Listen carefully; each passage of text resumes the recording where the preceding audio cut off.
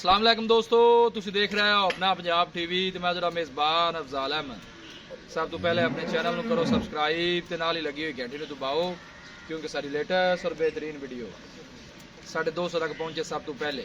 लो जी दोस्तों, असें अपना पंजाब टीवी ते माशाअल्लाह एक वैट सेल की है। साढ़े बहुत ही अच्छे और प्यारे सबसक्राइबर ने आतिफ भाई लाहौर तो उन्होंने जनाब वैट साढ़े तो परचेज की है। वैट की लदाई करान लगे, अल्लाह ताला जनाब इन्हू खैरियत नाल पहुँचाए तो अल्लाह ताला जनाब उन्होंने नसीबा नहीं करे। दिखाओ जी कैमरा मैन लै चलो जी परवेज भाई। जनाब भाई आतिफ भाई ने उन्होंने जनाब साढ़े को जनाब वैट परचेज की है। अच्छी है, 2 दिन पहले जनाब यूट्यूब पर वीडियो लाई सी। सौदा माशाअल्लाह जनाब इन्दा हो गया, चुवाई करके जनाब लोड करान लगे। अल्लाह ताला जनाब उन्होंने नसीबा नहीं करे तो अल्लाह ताला जनाब इन्हू खैरियत नाल पहुँचाए। फौज साहब ध्यान नाल बच्चे नूं अगे करो। दोस्तों की खातर जनाब मेहनत करी दी है। आतिफ भाई ने जनाब पंजाब पुलिस के जनाब मुलाजम ने जिन्होंने जनाब साढ़े तो वैट परचेज की है। देखो माशाल्लाह बड़ी आर्डर क्वालिटी लाजवाब है। गला थोड़ा जहा खराब है, बाकी बोलन की जनाब बड़ी कोशिश कर रहे हैं। परवेज भाई ध्यान ना जरा बंद है जे तसली नाल जरा पीछे दे माशाल्लाह बच्ची है।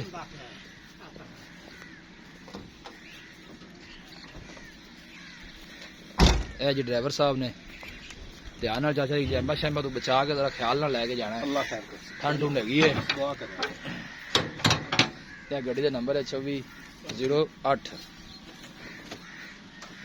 जनाब परवेज भाई ने माशाल्लाह बढ़िया मेहनत ने जनाब इन्होंने जानवरों के अच्छे अच्छे जानवर लैके आते हैं। आतिफ भाई का दोस्त है जी फौजी खान। हाँ जी आतिफ भाई का दोस्त है, बड़ा उन्होंने प्यार है नाल भाई जी। बच्ची ध्यान बनी जी ना जनाब बच्ची भाई आतिफ देखो ध्यान बन दी है।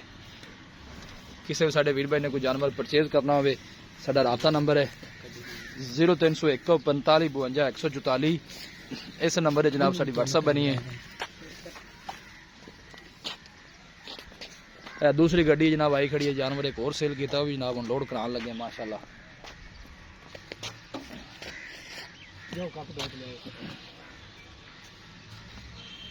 बड़िया कोशिशा ने जनाब साड़िया दोस्तों की खातर मेहनत करी दी है। सर्दी में जनाब आतिफ भाई तो जनाब मौके पर आए से उन्हें चुवाई की है जनाब जानवर की। अल्लाह ताला जनाब उन्होंने नसीब करे। वीडियो पसंद आवे लाइक तो शेयर जरूर करना है। मिलांगे एक अच्छी और लाजवाब वीडियो के नाल। अपने मेज़बान अफजाल अहमद दो इजाजत। अल्लाह निगहबान।